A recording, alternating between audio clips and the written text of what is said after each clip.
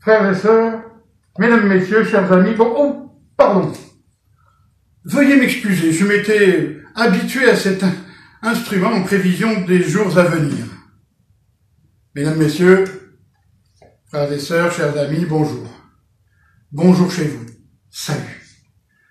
Le dimanche 10 mai, aujourd'hui, ce culte est à nouveau proposé par le consistoire de l'Arc phocéen de l'Église protestante unie de France.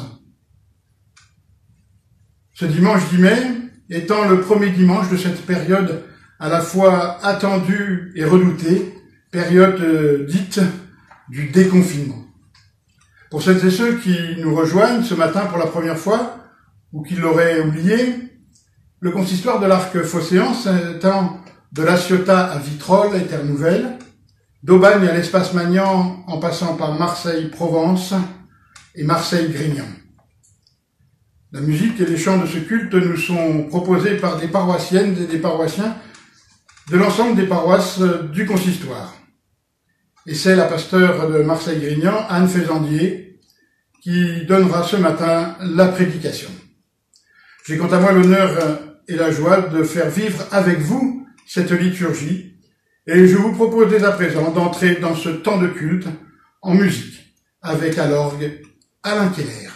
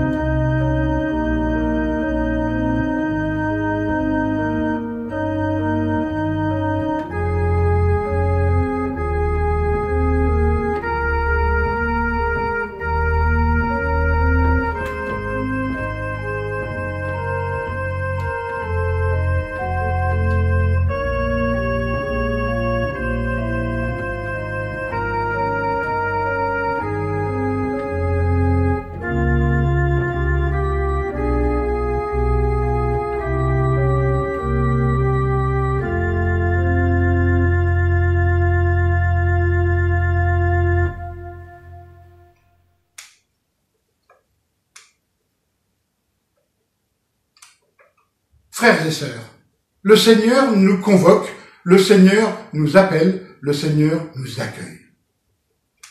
Si quelqu'un est tout seul pour louer le Seigneur, s'il est seul comme Élie au fond du désert, Dieu s'approche en silence et vient pour l'écouter.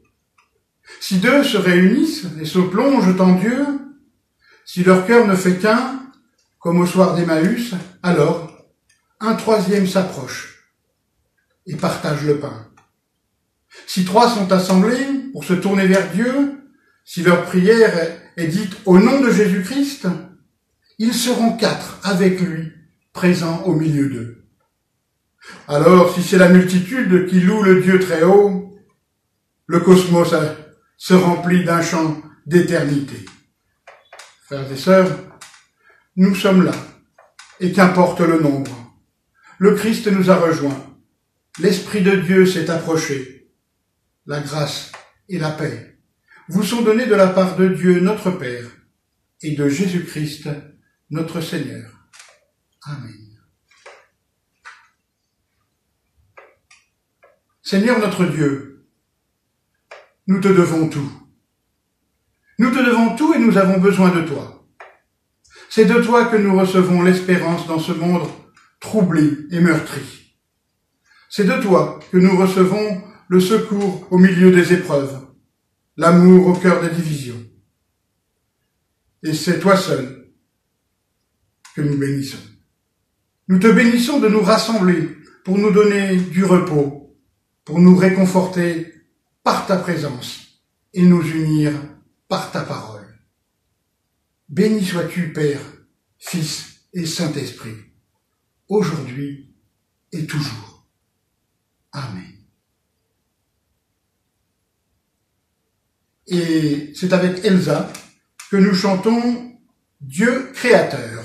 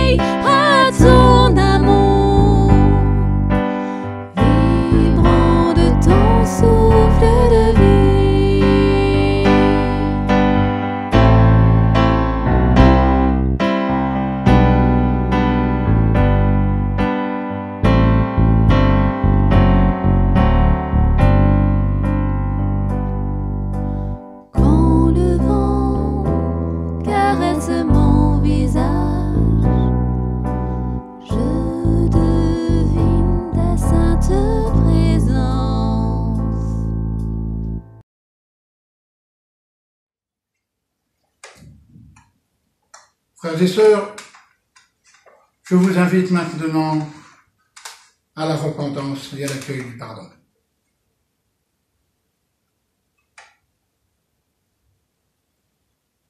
J'ai passé tellement de temps à chercher ma route au lieu de marcher avec toi.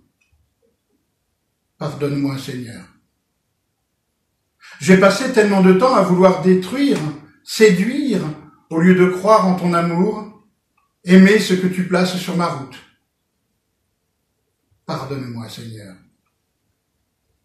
J'ai tellement passé de temps à fuir la nuit au lieu de dire « c'est toi ma lumière ».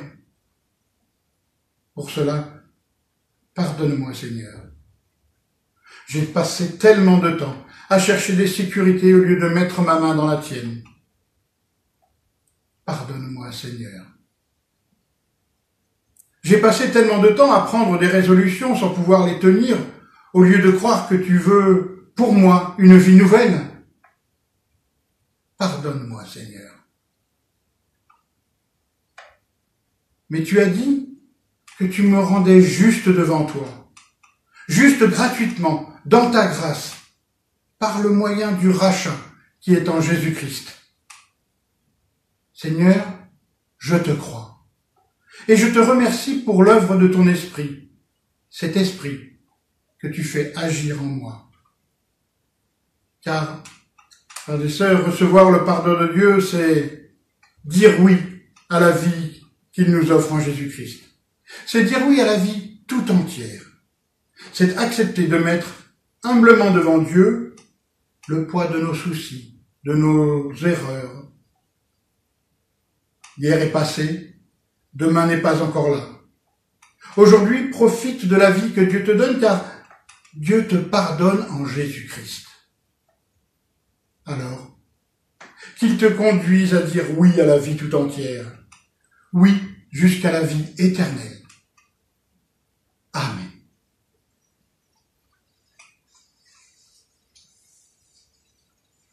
Et c'est avec Daniel et ses amis que nous chantons comme un souffle fragile.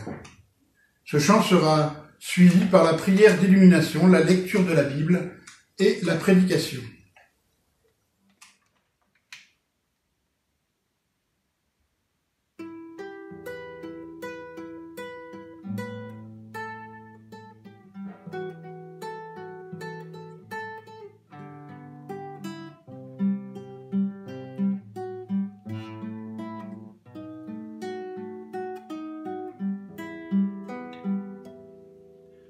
Comme un souffle fragile, ta parole se donne, comme un vase d'argile, ton amour nous façonne.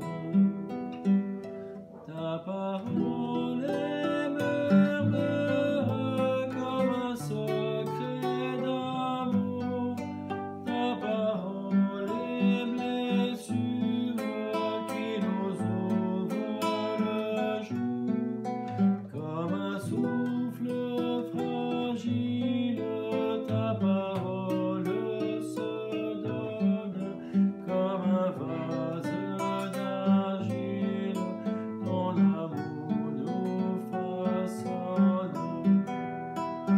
Ta parole est naissance comme on sort de prison. Ta parole est semence qui promet la moisson.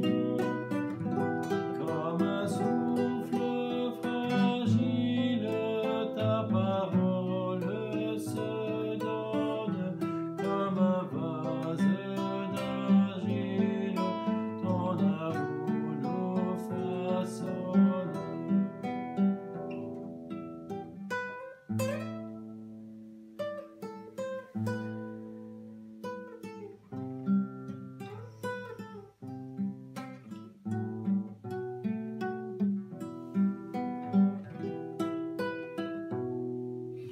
Ta parole est partage comme on coupe du pain.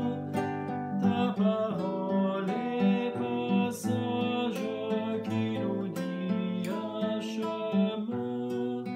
Comme un souffle fragile, ta parole se donne, comme un vase d'argile, ton amour nous façonne.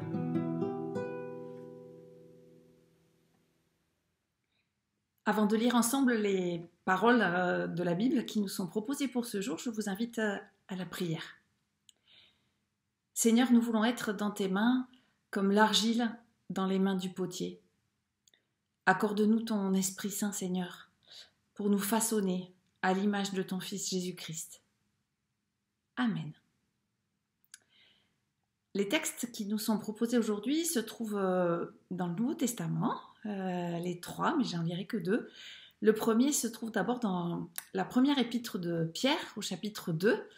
Normalement, les versets 4 à 9, mais moi je ne vais lire que les versets 4 et 5 et le verset 9. Voici ce que dit l'apôtre.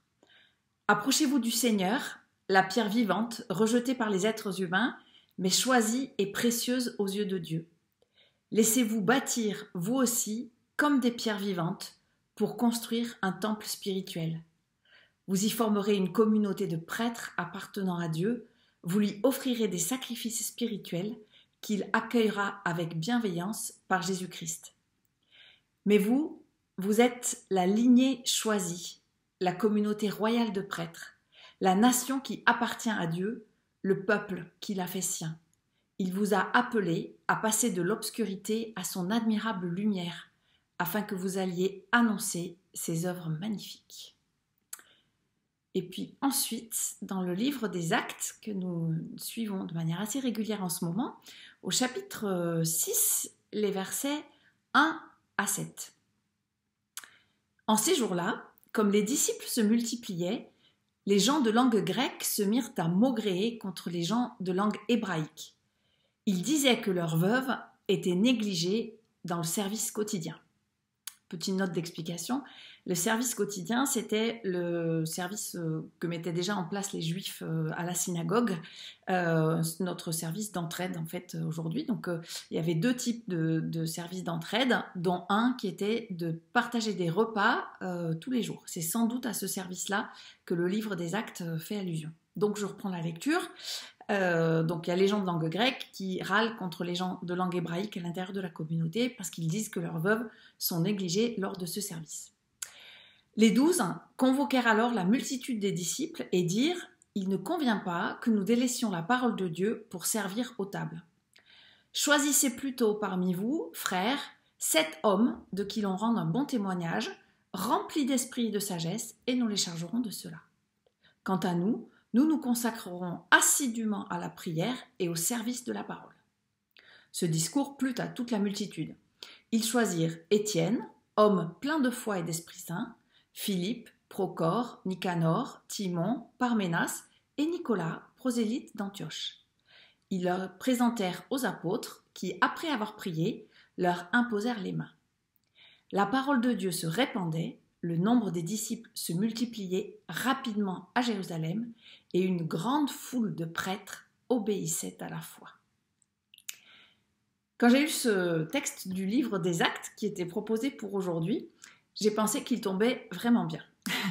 En ce moment, quand nous échangeons entre collègues et que nous regardons notre vie d'église, on se rend compte que tous nos ministères dans le consistoire de Marseille se trouvent concentrés autour de 2 points essentiellement. La prédication de l'évangile sous toutes ses formes, et nous avons essayé d'être inventifs pour pallier les inconvénients du confinement, les cultes que nous faisons en ligne, mais aussi les méditations, les études bibliques qui continuent, les discussions de catéchèse à distance, bref. Donc il y a ça, d'un côté, la prédication de l'évangile, et puis de l'autre, tout simplement, le service des autres, là aussi, quelle que soit sa forme, beaucoup de coups de téléphone, beaucoup de chaînes téléphoniques, et puis aussi tout simplement le service des tables en partageant lors de tournées avec des colis alimentaires, en se mettant au service d'un certain nombre d'associations qui sont autour de nous, parce qu'il y a un vrai besoin à Marseille. Et je me suis dit que c'était vraiment une des vertus du temps de crise que nous traversons, que de nous débarrasser de ce qui est accessoire et de révéler ce qui est essentiel. C'est ce que nous vivons en ce moment, mais c'est aussi ce que vivait la première communauté chrétienne dont il est question dans le livre des Actes. Alors la crise qui est racontée dans le livre des Actes est peut-être beaucoup plus banale et intemporelle que celle que nous vivons nous. C'est en fait l'histoire d'une communauté qui grandit vite et qui est composée de gens différents. C'est une crise de croissance en somme. Dans cette communauté qui grandit, il y a d'un côté des gens qui parlent grec et de l'autre ceux qui parlent hébreu ou sans doute plutôt araméen. Les premiers râlent parce qu'ils ont l'impression que les seconds ne s'occupent pas bien de leurs pauvres, ici des veuves. En fait, c'est une affaire de jalousie, comme il y en a dans toutes les familles, avec ici les 12 apôtres dans le rôle des parents qui sont censés arbitrer. « Il a eu plus que moi, c'est pas juste. Ça veut dire que vous les préférez, que moi vous ne m'aimez pas. » Un exemple de plus que l'Église fonctionne en fait comme une famille, ce que nous savions déjà. Ce qui est intéressant, c'est de constater que la différence qui est pointée ici n'est pas d'abord une différence théologique. Il y en aura plus tard dans le livre des Actes des Apôtres, mais ici, par exemple, autour de la circoncision ou autour de la question de ce qu'on fait des viandes qui ont été sacrifiées aux idoles. Mais ici, ce n'est pas le sujet, en fait. C'est une différence qui est une différence culturelle. Une différence de langue, très exactement, qui fait que l'on ne se comprend pas. Et qu'à ne pas se comprendre, on ne se voit pas.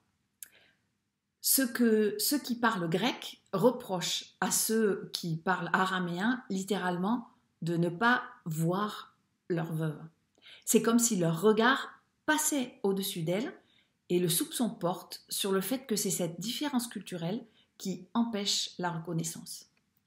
Cela me semble très juste et encore très vrai que de pointer le risque qui existe toujours dans une communauté quelle qu'elle soit, de ne pas voir celui qui est différent et donc de le considérer comme un râleur gênant s'il ose un peu trop élever la voix. Parce que c'est vrai, c'est tellement plus confortable quand cet autre différent se tait, que lorsqu'il m'oblige à ouvrir les yeux. C'est tellement plus confortable de se retrouver entre soi. Vous savez, il y a même un dicton qui dit cela, qui se ressemble, s'assemble. À Grignan, depuis un bon moment, je pense même avant que j'arrive dans la paroisse, donc ça fait vraiment un bon moment, c'est autour de la question de la musique dans les cultes que ce genre de tension culturelle s'exprime. Entre, je prends des extrêmes un peu caricaturales, d'un côté les tenants des psaumes du XVIe siècle et de l'autre ceux de la louange contemporaine. En fait, c'est là aussi une affaire de culture, bien plus qu'une affaire de théologie. Mais chacun son tour râle, soupçonnant l'autre de ne pas le reconnaître, de ne pas comprendre sa langue, de ne pas lui laisser assez de place dans la communauté, bref, de ne pas l'aimer assez. C'est que la crise que traverse l'Église de Jérusalem est bien une crise de l'unité de la communauté, conséquence directe de sa croissance rapide. J'ai presque envie de dire, si vous avez ce genre de problème dans vos paroisses, alléluia, tant mieux, ça veut dire que c'est une communauté vivante qui est en train de grandir. C'est vrai que quand on reste entre gens qui se ressemblent, tout est plus simple. Mais nous sommes aussi bien placés, nous, les protestants du XXIe siècle, pour savoir que dans ce cas-là, quand on reste entre soi, on ne grandit pas non plus. Et l'enjeu, pour le conseil presbytéral de l'époque qui est composé par les 12, c'est que cette crise de l'unité ne devienne pas une crise de la prédication. Donc, que cette question qui au départ est une question culturelle, une question concrète, cette question-là ne soit pas prise en otage par des questions théologiques. Il est alors très intéressant de regarder d'un peu plus près comment les 12 s'y prennent pour traverser cette crise et en faire une occasion de grandir encore pour la communauté, grandir en maturité spirituelle, mais aussi en nombre.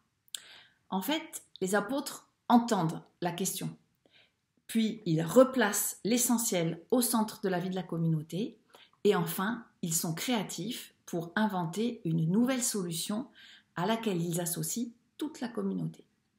D'abord, ils entendent la question. Ils ne font pas comme si le problème n'existait pas, ce qui est toujours très tentant, mais ce qui n'aide pas à résoudre les conflits.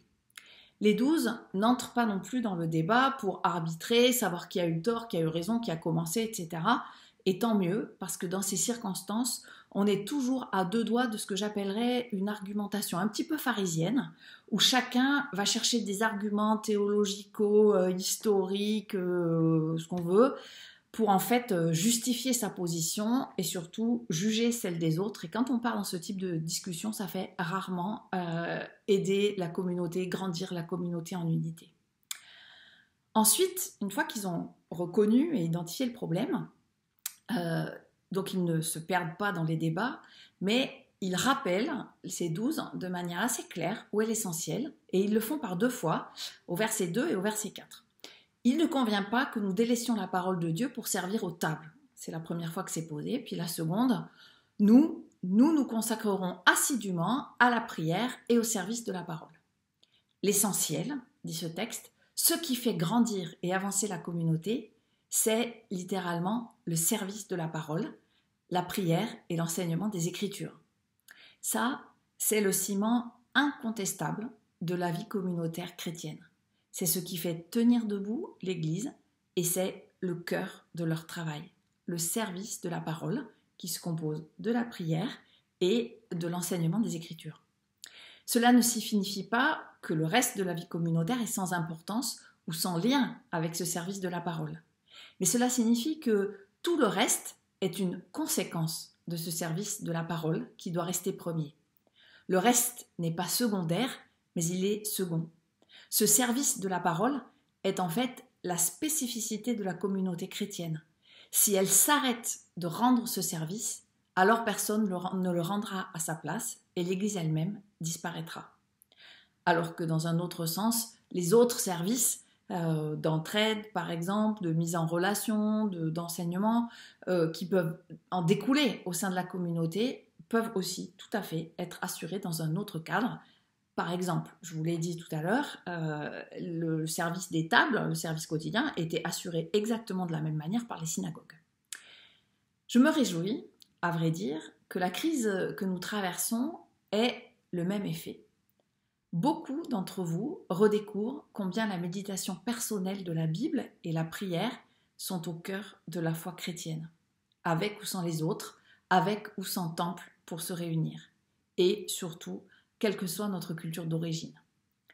Et dans le même temps, je dois reconnaître que nous n'avons jamais été aussi nombreux à mettre ce que j'appellerais les mains dans le cambouis d'une aide bien concrète autour de nous. Troisième élément de ce que font les apôtres, ils sont créatifs. Ils inventent une nouvelle solution à laquelle ils associent l'ensemble de la communauté. Ils ne consultent pas trois synodes ni aucun traité théologique savant. Ils ne lisent même pas les Écritures. Non, ils regardent la communauté qui est sous leurs yeux et ils lui confient la responsabilité de discerner en son sein un nouveau ministère qui sera complémentaire de ceux qui existent déjà. La solution n'est pas ailleurs que là, sous leurs yeux et sous leur nez. Les 12 inventent en fait le travail d'équipe et la répartition des tâches. Ils inventent la co-construction et la subsidiarité, c'est-à-dire la capacité de trouver les meilleures solutions au plus près du terrain. Les apôtres proposent au début, oui, ils instituent à la fin, c'est eux qui vont reconnaître les 7, mais entre les deux, c'est bien la communauté qui réfléchit et qui discerne en son sein une nouvelle équipe qui sera d'ailleurs à l'image de cette communauté, y compris avec Nicolas, ce petit nouveau prosélyte qui est originaire d'Antioche.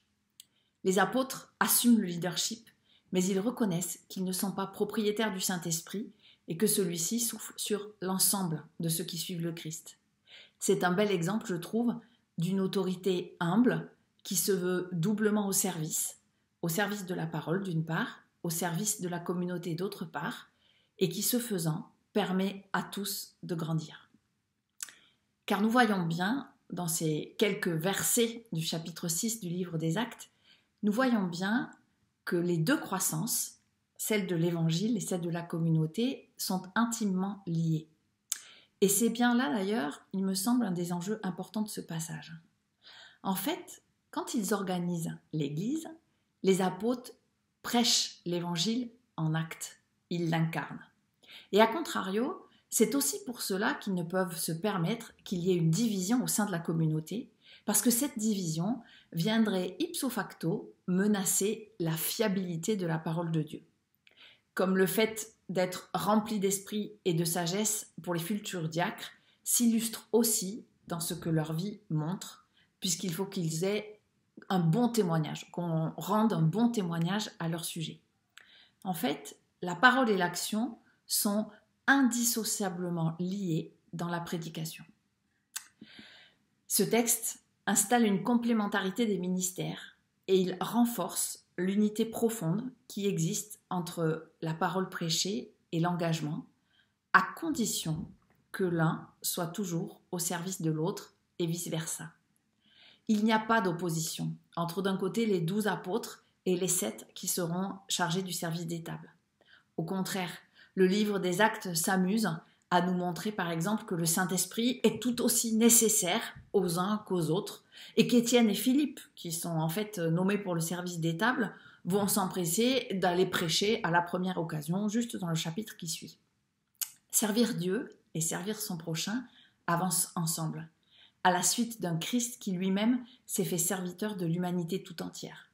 La prédication et la diaconie sont indissociablement liées, parce que l'annonce de l'Évangile est d'abord un service rendu, une nourriture donnée, mais aussi parce que le service des autres est en soi une prédication en acte. Une Église qui ne se préoccuperait pas de ce dont les humains ont vraiment soif et faim ne pourrait pas prêcher l'Évangile. Mais une œuvre diaconale, puisqu'en France la loi de 1905 nous oblige à séparer les deux de manière tout à fait artificielle, donc une œuvre diaconale, une association qui oublierait de nourrir son action par la prière et par la lecture des Écritures, risque très vite d'être au service de puissances qui n'ont rien à voir avec l'Évangile. Et mes presque 25 ans de ministère m'ont fait accumuler un certain nombre d'exemples qui montrent que assez vite, là comme ailleurs, c'est le pouvoir, c'est la politique, c'est l'argent qui sont bien placés dans la liste de ces puissances qui prennent la place que devrait avoir Dieu. Alors voilà, la croissance spirituelle et numérique de la communauté s'enracine dans un partage qui est toujours double, le partage de la parole et du pain. Et l'on ne saurait se priver de l'un des deux sans risquer de trahir profondément l'évangile annoncé par le Christ. Parce qu'en lui, la parole s'est incarnée. Elle est devenue pour nous nourriture, mais aussi parce que lui s'est soucié très concrètement de ce qui empêchait ses contemporains de vivre et que cela faisait partie intégrante de sa prédication. L'unité de la communauté se fait autour de la table où les deux se partagent dans un même mouvement.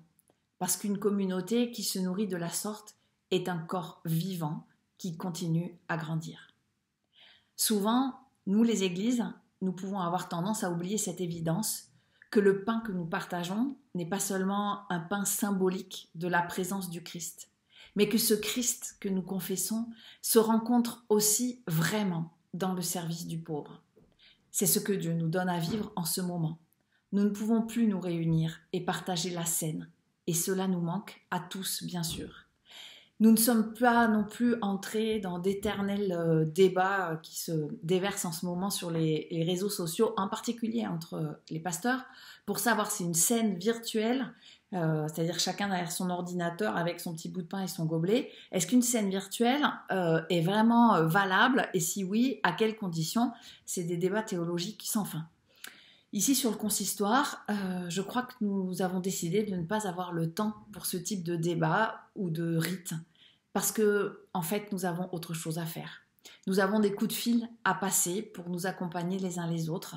Nous avons des caisses de produits alimentaires à partager, des armoires solidaires à remplir. Nous avons le souci des uns des autres. En ce moment, il me semble que c'est ainsi que nous communions ensemble et avec le monde au nom du Christ, en prenant soin les uns des autres et de multiples façons. C'est ainsi, je crois, que nous tentons, comme nous y invitait l'apôtre Pierre, d'être une communauté de pierres vivantes, en faisant ensemble le trajet qu'il dessine et qui va de l'obscurité à la lumière, pour annoncer par tous les moyens ce que l'Épître nomme les œuvres magnifiques de celui que nous suivons. Je crois que c'est cela qui fait grandir notre foi, mais qui fait aussi grandir notre Église. Amen. Et je vous invite à prendre quelques instants de silence pour poursuivre la réflexion autour des paroles que je viens de partager.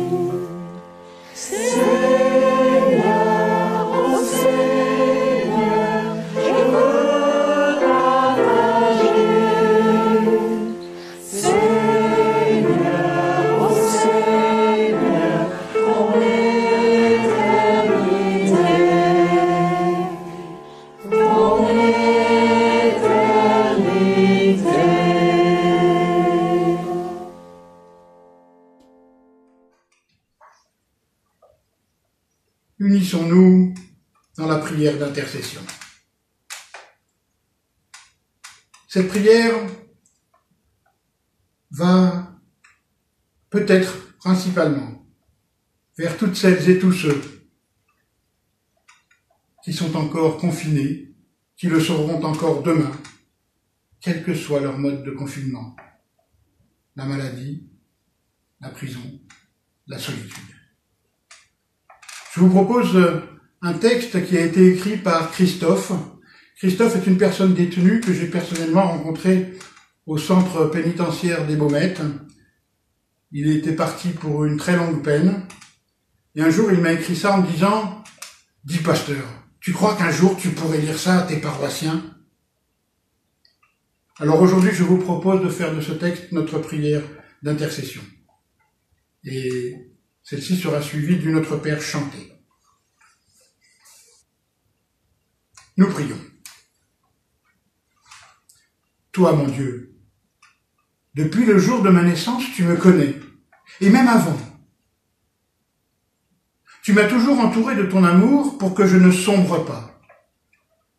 Mais moi, qu'ai-je fait?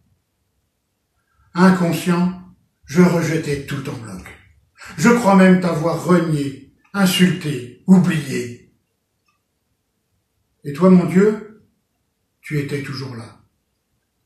Même au plus profond de ma détresse, ton amour a permis que je ne disparaisse pas, que je ne sombre pas. Ta main puissante, celle qui m'arrache au gouffre de la mort, et aujourd'hui je veux te dire merci. Je veux te louer de tout mon amour. Toi mon Dieu, toi mon Père, aide-moi à dire tes bienfaits, à marcher sur les chemins de l'Évangile, pour ta gloire et celle de ton Fils Jésus-Christ. Amen.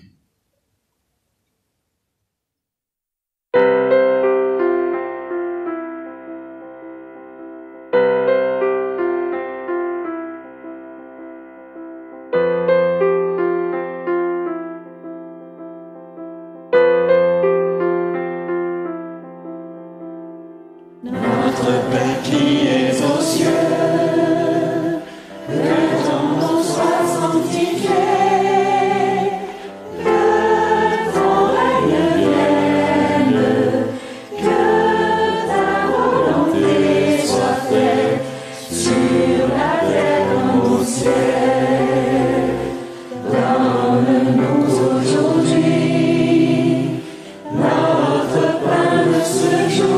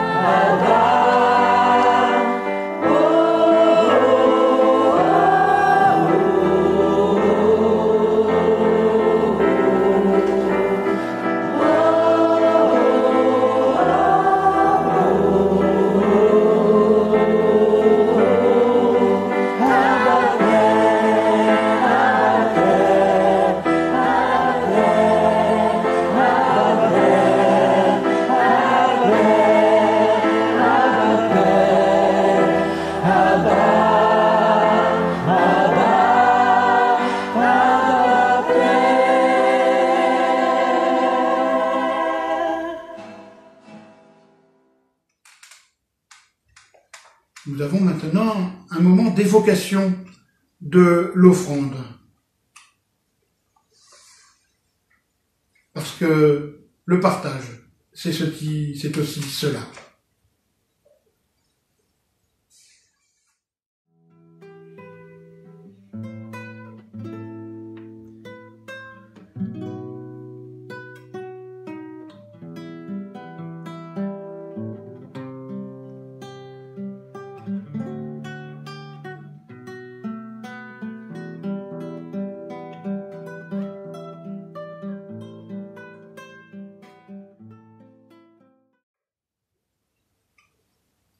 Frères et sœurs, recevez maintenant la bénédiction de la part de Dieu.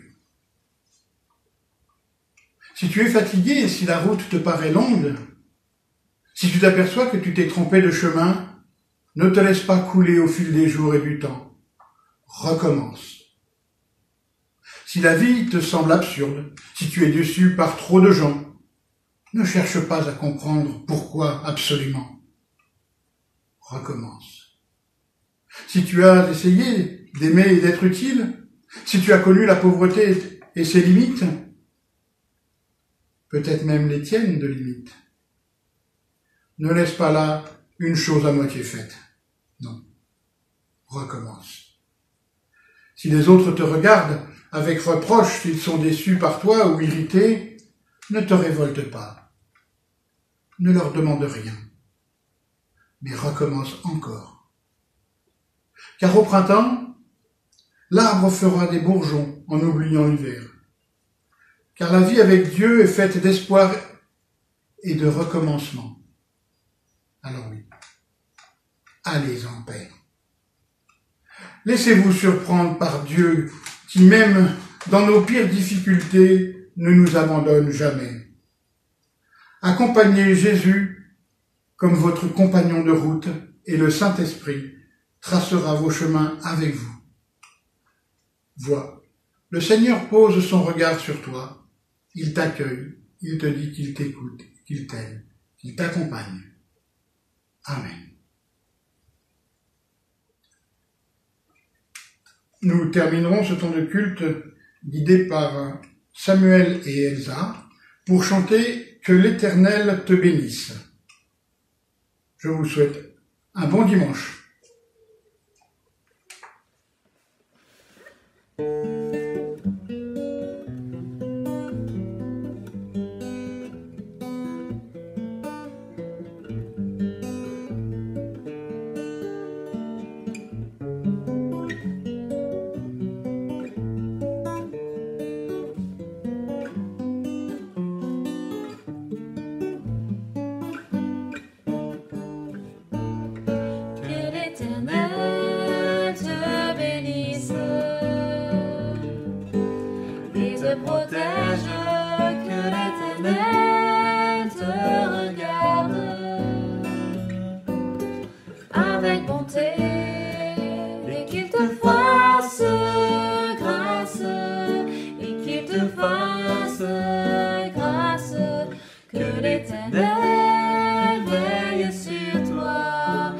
T'accorde la paix.